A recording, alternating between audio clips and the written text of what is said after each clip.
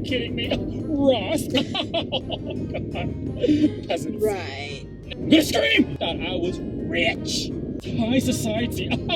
Only one. American Eagle? Every Oh, so month. you got an allowance. Like my parents Privileged. paid, like the infant gas. Okay. So you're at level 2 privilege, not level 3. Whatever. That I wanted to be part of high society. High society. Again, it's like I said, I wanted to be part of high society. Yeah, like. I don't need to be part of high society. No. What's up, everybody? I'm Stephen Phan, Asia Man. And I'm Cherish Phan. And welcome back to our channel. Our Phantastic Life Where we talk about fitness, finance, and fun. fun. So previously we made a video on how we got into debt and the idiotic things that I did to get us into debt. Right. But I kind of wanted to make a video on like our upbringing with money. Right. Upbringing was, we both led two very different lives. We did live two different lives. We sure did. Which is very interesting in terms of how we handle money today. Yeah. And that we kind of complete each other, I guess in that We sense. complete each other. Oh.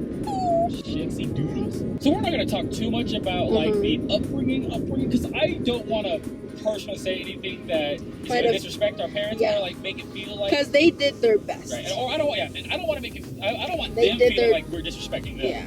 They did their darndest. Yeah. Well, yeah. My dad did. We're alive today, and that's all that matters. Yeah, for sure. We're still alive. So the first thing I would say though about my upbringing with money was I remember vividly being a freshman in high school, joining band, and in the band they provided everything, the uniforms, everything. But the only thing that we had to pay for was marching shoes. And I remember the marching shoes were $29. And I just remember crying. I mean, nobody was around. But I cried on my way home, having to ask my parents for $29 for marching shoes. Because I just thought that might as well have been $1,000 for me. Because I was just like, there's just, how could I ask my parents for $29 for shoes? Right. And, I mean, like, and as a child as well, like any amount of money, like over $20, you're like, oh my just gosh. asking my parents for money, like especially over like $10-20, that was just, to me that was devastating. I mean, and I ended up getting marching shoes, yes, and then the other thing I remember vividly was, I remember too, when I was younger, I was that guy that always wanted to be part of high society. Yeah, I was that guy that like worked in the back, and I would look out, and like I'd see rich people, and I was like, you know what? That's gonna be me. I'm gonna be that rich guy one day. So, ironically, isn't that how all serial podcasts start? Like, they're the lonely worker working for the rich man? I swear. Is it? No, I'm not gonna be a serial killer. Scout's honor. Scout's honor. I'm not gonna be a serial killer. No, come back here and love me. What about you? What would you say is your kind of early upbringing with money? Well, as far as I can remember, I was never in want of money. Like, I never realized that we were kind of well off.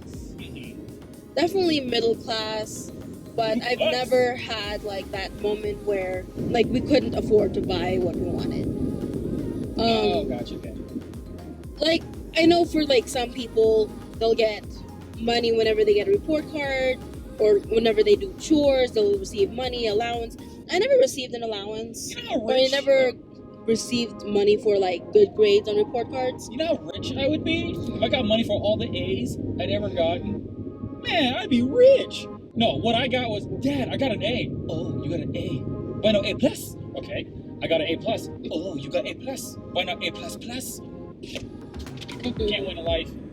Yeah, so like whatever we wanted, we can just be, me and my brother will be like, can I get this? And then we can get it. But it wasn't one of those things where they flaunted their money. They never flaunted. Yeah. I lived a very humble upbringing. Yeah, I would say both of our parents kind of like very humble. And I'd say that me and you kind of became humbled. And from it as well. Yeah. Well, okay. Yeah, humbled, but you like the finer things in life. When you go shopping, you want to go to Express, you want to go to, all of these fancy stores, And me, I'm just like, can we go to like Walmart or Ross? Again, it's like I said, I wanted to be part of high society. Yeah, like growing up, we always went to like thrift stores. Which I've been sleeping on Ross until I met you. I Yeah. was like, there's no way. TJ Maxx, Marshalls. It's no way that I'd ever step foot into Ross. Are you kidding me? Ross. Cousins. right. No, I've been sleeping on Ross.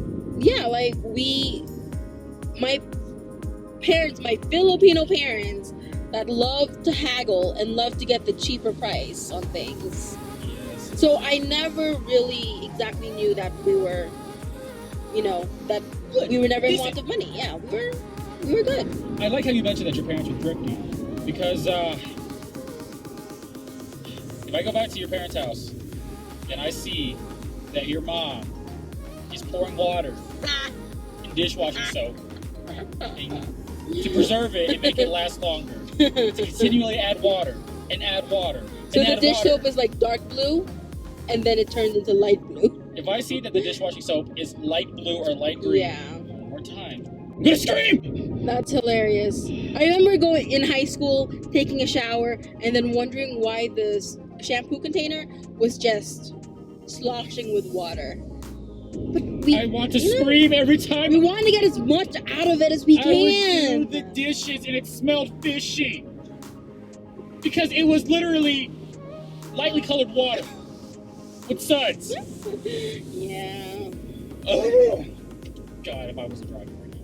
So that was kind of like our little childhood upbringing. Yeah. Now let's talk about us individually and our own individual upbringing with money. So for me, I remember the first time I ever got real money. Because up until this point, I never had more than $100 on me at any given point. It was always zero, but sometimes I would get $100 here and there because I was a good boy that got A's. Well, it wasn't that my dad paid me. Yeah, I'm not gonna get into it. And even when I worked, I mean, at the time minimum wage was what, $5.25, and being at a certain age, you couldn't work a certain amount of hours, so I never really had a paycheck more than like $80. But yeah, my first real upbringing with money was junior year. I left high school early to go to college at 16 through a program. And because of that, I was eligible for the Pell Grant.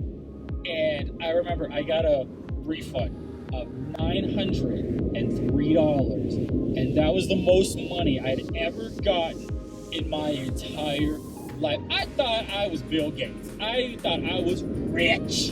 And yeah, I went down a very, very, very deep rabbit hole. How long did it take for you to spend it all? Oh, an entire semester. It was supposed to last the whole year. I spent that in half a semester. For example, I remember being back in high school. There was a hierarchy, okay? To be base level, bottom of the pyramid, in order to get into this hierarchy, right? You had to wear Aeropostale. The next level was Hollister. And if you wanted to be upper echelon, top of the totem pole in school, you had to wear Abercrombie. So I remember in the beginning, I was just Aeropostale. I was entry level cool, just Aeropostale. Then when I got this big refund, I wanted to, level up on the social hierarchy. So I tried to go to Abercrombie, but I had a heart attack when I found out that the jeans were like $90. But so I was like, all right, let me go to Hollister, and I spent so much money at Hollister just because I wanted to keep up with the Joneses and live this high society life in high school. So I spent all of my money on Hollister because I wanted to look cool, keep up with the Joneses. So that was my first big downfall, which I'm glad it happened because, you learn from mistakes. And I made some egregious mistakes with money before I met you and during you. What about you? What was your first coming into money? Well, completely the opposite of you, apparently.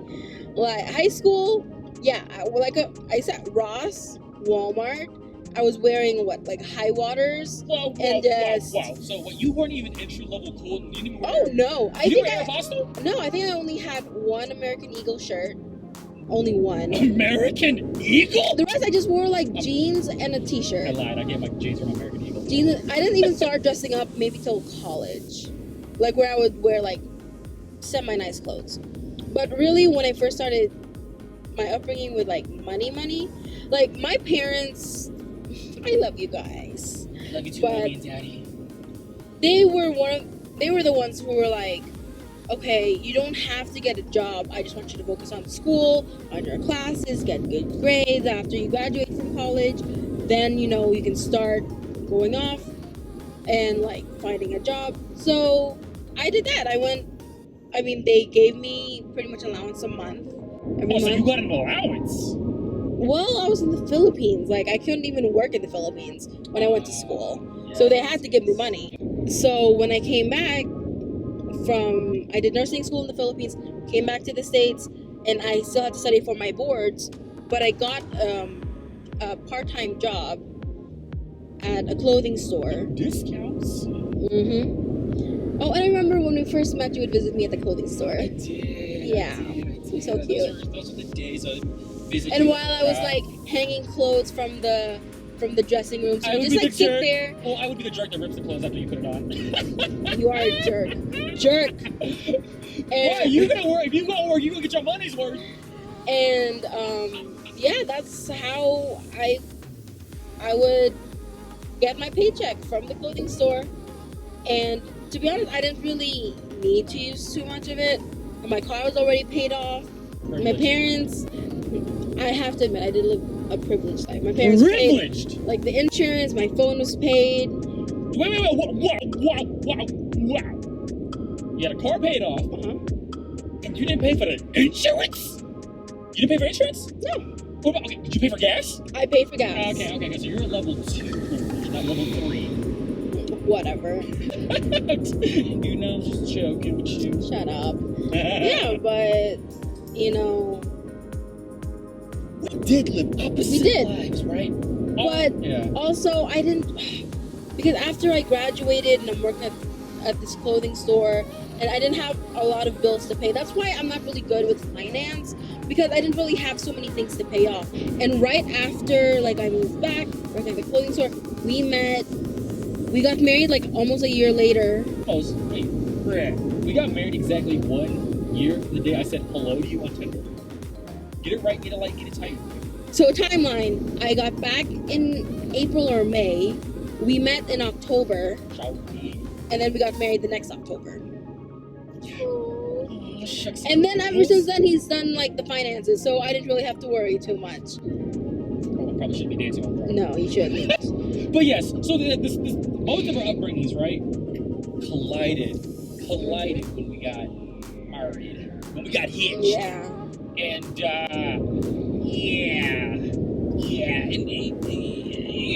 I mentioned before, right, that I wanted to be part of high society. So, when I had a corporate job, and then she was working in the hospital as a nurse.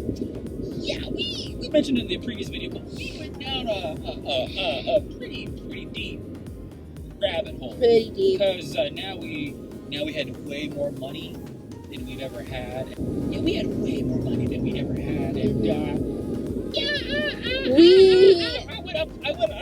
we enjoyed ourselves. Let's just say. Yeah, we're like, hey, he works a corporate job. I'm a nurse. We can afford these things. Let's go out. Let's go all out. Yeah, we let's went go to clubbing. Let's go on a shopping spree. I mean, it was bad. It got real bad. You were supposed to be the accountant. Well, that's what I'm saying. Yeah, I've always been good with, like, I've been good with, like, the theoreticalness of money and knowing all these formulas and this, but it's the experience that really counts. But I feel like, you know, we have to make these mistakes in order to learn. In order to improve ourselves and move forward with life. Yeah, it wasn't until we started this debt-free journey that I'm like, you know what? I don't need to be part of high society. No, you really don't. I don't need to keep up with them Joneses. Like, let me shop at Ross, you know? Let me not Which they have really good clothes. I mean, some days, better clothes than others. But I think it's the hunt for the clothes that makes it exciting. The comes in on Tuesday, so you gotta come in on a Tuesday. Don't tell people. Right? I think. I could be wrong, which I'm wrong a lot. But... Don't tell people that. I want it all to myself. I want it all. I want it. Yeah, like you don't have to go shopping at the really nice, classy stores. You can just go to simple stores and they have just as good items. And don't keep up with the Jones. Exactly. Stay humble, my friends. Stay humble. Stay humble. Yeah. Okay. So yeah, that was our little upbringing with money. We wanted to kind of share our story. So kind of you know where we came from, you know where we're going. We're still learning. We could still be part of high society one day, but that's not the goal. No, it's not. But even if we were high society, we would be humble high society. Yeah. I wonder how they would say it in high society. Humble. We'd still be humble. Nope, that's not how they say it anywhere. Oh, well, we'll make it up, or we'll make it ourselves. We'll be humble. Nope, I'm not saying that. Dude, I'll say it. We would be humble high society. Nope, you're not saying that either. Okay. Alright, if you haven't already, smash that like button. Subscribe to our channel so you don't miss out on anything from our debt-free journey, our weight loss journey, and any other fun videos that we make. What? And don't forget, be humble. Be humble. Stay humble. Pound it.